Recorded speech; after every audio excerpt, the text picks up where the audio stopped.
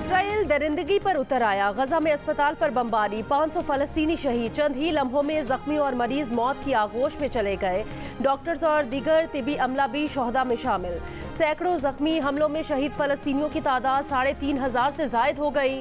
Hamas का कहना है कि अल अहली अस्पताल पर सहनी गासिबों के हमले में सैकड़ों शहीद, ज्यादातर बेघर खानदान, मरीज, बच्चे और खवातीन थीं। नस्ल कुशी से इसराइल का मकरू चेहरा एक बार फिर आश्कार हो गया।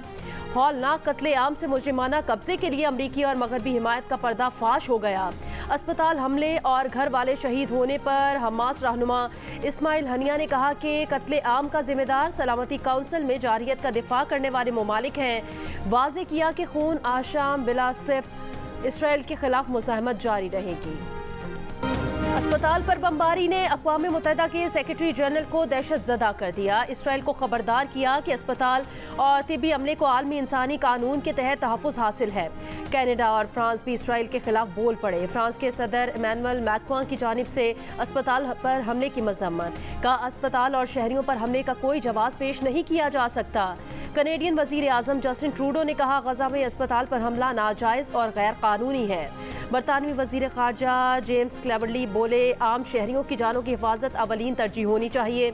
ईरान के सदर कहते हैं, अमरीकी इसराइली बमों के शोले इसराइली को निगल लेंगे। तुर्क सदर का इसराइल से वहशियाना जंगी जराइम रोकने का मुतालबा। सऊदी अरब, अमारात, कतर और मिस्र की जानिब से भी इसराइली हमले की मज़म्मत। आलमी बरादरी की नाराज़ी पर इसराइल का अस्पताल पर हमले की जिम्मेदारी कबूल करने से इनकार। वज़ीर आज़म बिन यामीन नेतन्याहू ने दावा किया कि अस्पताल इस्लामी जिहाद के रॉकेट का निशाना बना। आलमी मीडिया ने इसराइली दावे को झूठा करार दे दिया।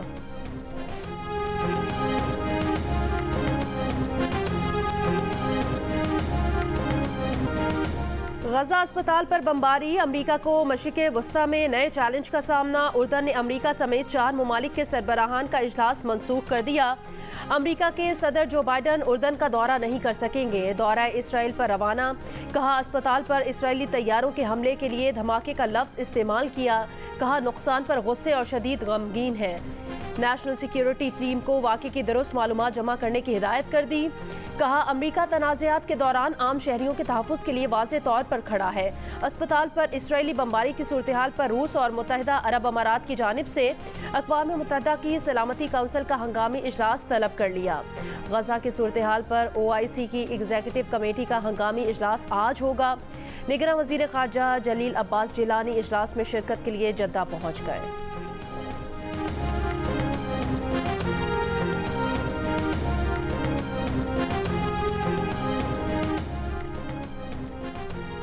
गजा में अस्पताल पर इसराइल के बुज़दिलाना और मुजरिमाना हमले की दो टोक अंदाज से सख्त मज़म्मत करते हैं। अक़वाम मुत्तहिदा में पाकिस्तान के मुस्तकिल मंदूब का बयान। मुनीर अकरम ने कहा, अस्पताल पर हमले में ज़्यादातर बीमार ज़ख्मी अफराद मारे गए। कहा, बर्बरियत का ताज़ा वाक़या फ़लस्तीनियों की नस्ल कुशी का तसलसल है।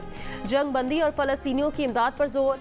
साबिक़ वज़ीर ख़ारिजा और चेयरमैन पीपल्स पार्टी बिलावल भुट्टो ने कहा, इसराइल ने अस्पताल पर हमला करके सफाकियत की तमाम हदों को अबूर कर लिया। हमला पूरी इंसानियत के लिए शर्म का मकाम है। सैकड़ों फ़लस्तीनियों की शहादत इसराइली बर्बरियत का खुला सबूत है। आलमी इदारे इसराइल की इंसानियत सोच पेश कदमी रोकें। मुस्लिम लीग नून की रहनुमा मरियम नवाज ने कहा, गजा में जो कुछ हुआ वो जालिमाना, वहशियाना और गैर इंसानी है। अस्पतालों पर बमबारी जंगी जुर्म है। ये पागलपन अब बंद होना चाहिए। जिम्मेदारों का एहतसाब होना चाहिए।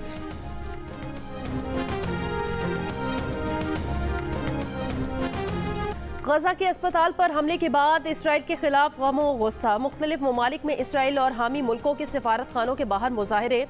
फ़लस्तीनी शहर रामल्ला में मुजाहिरीन और फ़लस्तीनी हुकाम के दरमियान झड़पें।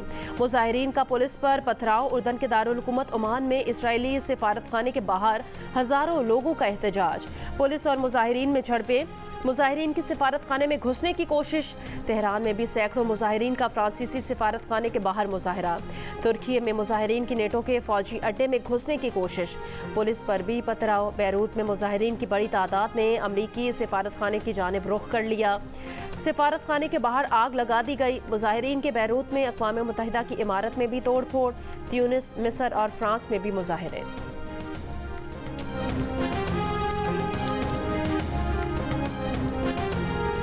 Political rivalry and bloc politics are not a choice for us. What we stand against are unilateral sanctions, economic coercion, and decoupling in supply chain disruption. चीन के सदर का बेल्ट एंड रोड इनिशिएटिव को मजीद बढ़ाने का ऐलान। अमेरिका का नाम लिए बगैर कहा एकतरफा पाबंदियों के खिलाफ है। BRI को मजबूत करने के लिए 8 निकाती एजेंडे का ऐलान। बीजिंग में बेल्ट एंड रोड फोरम की इफ्तिताही तकरीब से खिताब। दुनिया भर से आए सरबराहान मुमलिकत और रहनुमा निगरां वजीर आजम अनवारुल हक काकड़ भी आज फोरम से खिताब करेंगे। चीनी हम मनसब से मुलाकात के बाद पाकिस्तान और चीन के माबैन मुफाहमती याददाश्तों पर दस्तखत होंगे। गुज़श्ता रोज़ निगरां वज़ीर आज़म अनवारुल हक काकड़ ने बीजिंग में रूस के सदर व्लादिमीर पुतिन से मुलाकात की। बाहमी दिलचस्पी के उमूर पर तबादला ख्याल किया। चीनी सदर का बेल्ट एंड रोड फोरम में शरीक रहनुमाओं के एजाज़ में इशाया। निगरां वज़ीर आज़म की भी शिरकत।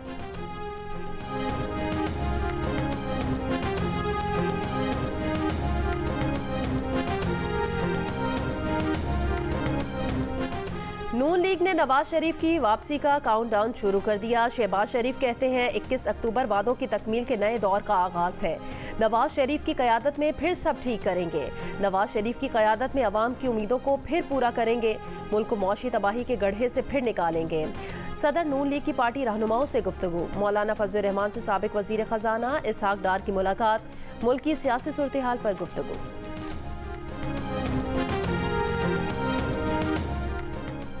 कराची के इलाके नेपियर में मुबैना पुलिस मुकाबले में 3 मुल्जिमान हलाक हो गए। मुकाबले के दौरान फायरिंग के जद में आकर जख्मी होने वाला शहरी दम तोड़ गया। पुलिस के मुताबिक मुल्जिमान ईदगाह के इलाके में शहरी से लूट मार करके फरार हो रहे थे। हलाक मुल्जिमान की शनाख्त नहीं हो सकी। डिफेंस फेज 7 में मुबैना पुलिस मुकाबला, 1 जख्मी समेत 2 मुल्जिमान गिरफ्तार। पिस्तौल, मोबाइल फोन, पर्स और मोटरसाइकिल बरामद।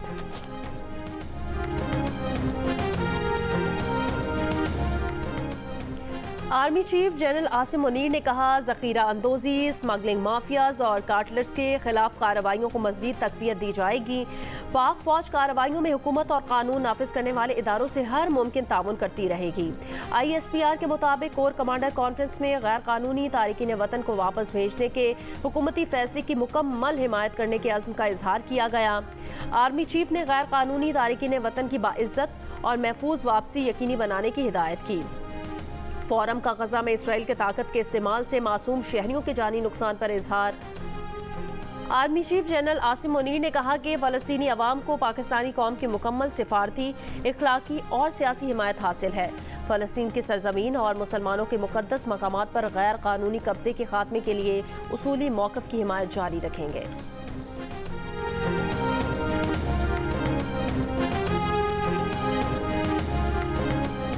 गजा के अस्पताल में सैकड़ों जानों का ज़िया अमरीका और यूरोपीय यूनियन की जानिब से इसराइल की गैर मशरूत हिमायत का नतीजा है। गजा में वजारत सेहत के आला ओहदेदार ने बताया, इसराइल ने हफ्ते को भी अस्पताल पर गोले बरसाए थे। अस्पताल डायरेक्टर को वार्निंग दी थी कि अस्पताल खाली कर दिया जाए। अस्पताल में धमाके से तबाही से पहले के मनाजिर सामने आ गए। पनाह लिए हुए खानदानों के बच्चों को खेलते हुए देखा जा सकता है।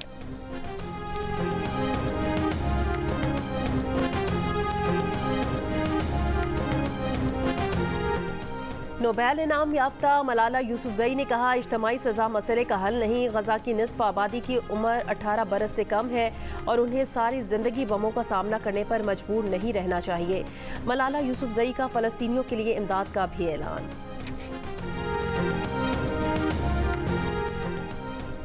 गजा पर हमलों में बरतानवी सियासतदानों के अजीज़ व अकारिब भी जख्मी। Scottish first minister Hamza Yusuf की बीवी नादिया अल नखला का कहना है, कमसिन समेत उनके 5 रिश्तेदार ड्रोन के टुकड़े लगने से जख्मी हुए। अस्पतालों में जगह न होने के सबब उनकी वालदा को ड्रोन के टुकड़े बच्चे के जिस्म से निकालना पड़े। मुतालबा किया कि बरतानिया जासूस तैयारे भेजने की बजाय ज़रूरी अशिया फ़लस्तीन भेजे। बरतानवी रुकने पार्लियामेंट लैला मोरान ने कहा कि गजा शहर में उनके घर पर भी बमबारी की गई। रिश्तेदार चर्च में पनाह लिए हुए हैं, उनके पास खुराक, पानी और बिजली नहीं है। स्कॉटलैंड के फर्स्ट मिनिस्टर हमजा यूसुफ की गजा के लोगों को पनाह देने का ऐलान।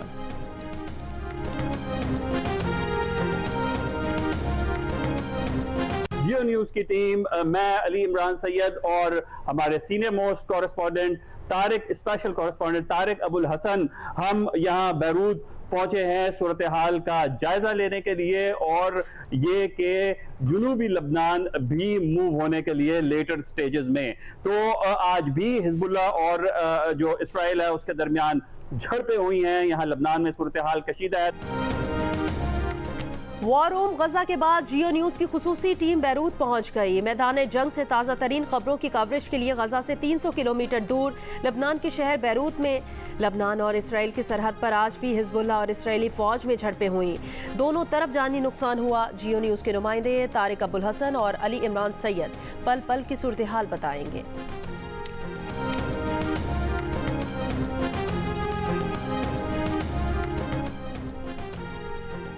24% तक शरह सूद पर कौन सरमायाकारी करेगा? सरमायाकारी के लिए ज़रूरी है 2-3 साल के लिए आंखें बंद कर लें, किसी से ना पूछें कि पैसा कहां से आया।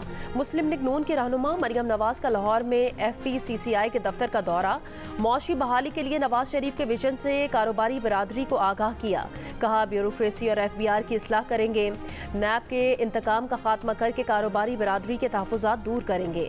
कारोबारी, सनतकार और ताजिर बरादरी को मराद देंगे।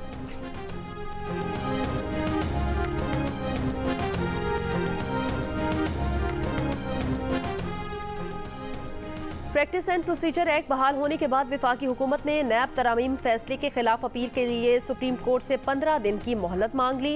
अटॉर्नी जनरल का कहना है फैसले के खिलाफ अपील में इजाफी ग्राउंड शामिल करने के लिए मोहलत मांगी है। प्रैक्टिस एंड प्रोसीजर एक्ट के तहत अब अपील का हक मिल गया है। सुप्रीम कोर्ट बहरिया टाउन से मुतालिक 3 मुकदमात में अदालती फैसलों पर अमल दरामद के केस की समाअत आज करेगा। चीफ जस्टिस काजी फाइज ईसा की सरबराही में जस्टिस अमीनुद्दीन खान और जस्टिस अतर मिनल्ला पर मुश्तमिल 3 रुकनी बेंच समाअत करेगा। मुकदमात में बहरिया टाउन कराची अमल दरामद केस, बहरिया टाउन रावलपिंडी अमल दरामद केस और बहरिया टाउन के मुजावजा न्यू मरी प्रोजेक्ट से माहौलियात को दरपेश खतरात का केस शामिल है। बहरिया टाउन के मलिक रियाज ने अदालत में मुतफरिक दरख्वास्त दायर करके 460 अरब रुपए की अदायगी से माजूरी जाहिर कर दी। कहा कि इतनी बड़ी अदायगियों की वजह से बहरिया टाउन मार्केट में मुकाबला नहीं कर पाएगा। अदालत मुनासिब हुक्म जारी करे।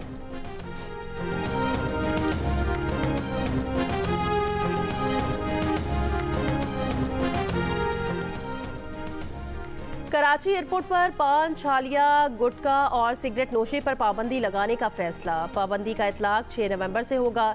सिविल एविएशन अथॉरिटी के मुताबिक कराची पर पाबंदी पर अमल न करने वालों के खिलाफ सख्त एक्शन होगा। एयरपोर्ट पर काम करने वाले CA एयरलाइन समेत तमाम कंपनियों के मुलाजमीन को अहकाम जारी।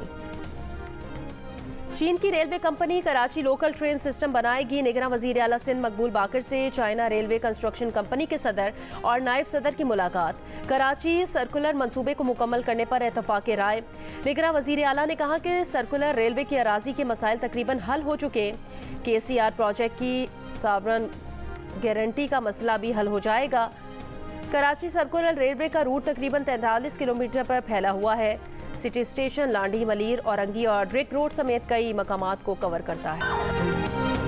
मुशर्रफ का दौर था। बेनज़ीर भुट्टो 8 बरस की जिला वतनी के बाद पाकिस्तान पहुंची थी। कराची में मिसाली इस्तकबाल हुआ। शाहराह फैसल पर कारसाज के करीब बुलेट प्रूफ ट्रक के करीब 2 धमाके हुए। बेनज़ीर भुट्टो महफूज रहीं। कारकुनान समेत 175 से जायद अफराद जाँ बहक, 600 से जायद जख्मी हो गए। 2007 में पेश आए सानहा कारसाज को 16 बरस बीत गए।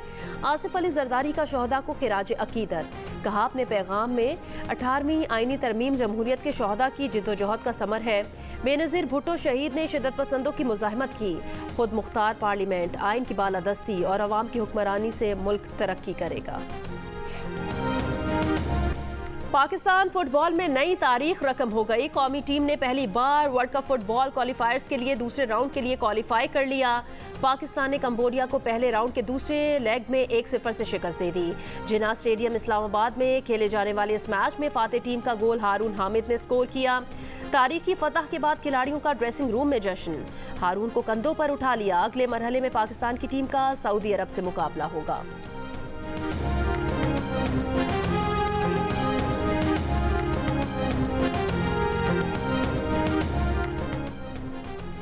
वर्ल्ड कप के लिए भारत में मौजूद कौमी क्रिकेटर अब्दुल्ला शफीक को बुखार हो गया। शाहीन शाह अफरीदी और उसामा मीर बुखार से सेहतयाब हो गए। 3 खिलाड़ियों के डेंगू और कोविड टेस्ट कर लिए गए। टीम जराये के मुताबिक प्लेयर्स की सेहत पर तशवीश की कोई बात नहीं। टीम ने बेंगलुरु में प्रैक्टिस की। 2 घंटे के सेशन में शाहीन शाह अफरीदी, मोहम्मद रिजवान, अब्दुल्ला शफीक, जमान खान, मोहम्मद हारिस और सलमान अली आका ने शिरकत नहीं की। वर्ल्ड कप में पाकिस्तान का अगला मैच 20 अक्टूबर को ऑस्ट्रेलिया से होगा। टीम पाकिस्तान की क्रिकेट वर्ल्ड कप में ऑस्ट्रेलिया के खिलाफ मुकाबले की तैयारियां जारी। कौमी टीम आज भी ट्रेनिंग करेगी। गुज़श्ता रोज़ भी 12 खिलाड़ियों ने 2 घंटे ऑप्शनल ट्रेनिंग की। पाकिस्तान और ऑस्ट्रेलिया के दरमियान मैच 20 अक्टूबर को बेंगलुरु में खेला जाएगा।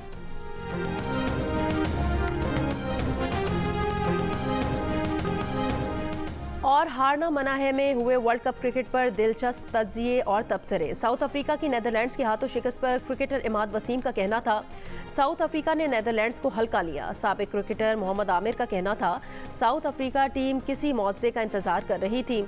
साबिक क्रिकेटर अब्दुल रज़ाक का कहना था, जनूबी अफ्रीका को टॉस जीतकर पहले बैटिंग करनी चाहिए थी। मोहम्मद आमिर का कहना था, लगता है नेदरलैंड्स की जीत का पाकिस्तान को फ़ायदा होगा। शो में गेम के दौरान साबिक क्रिकेटर अब्दुल रज़ाक ने 80 स्कोर बनाए और क्रिकेटर इमाद वसीम और साबिक क्रिकेटर मोहम्मद आमिर को हरा दिया। देखिए हारना मना है रोज़ाना रात 11 बजे की हेडलाइंस के बाद सिर्फ जियो न्यूज़ पर।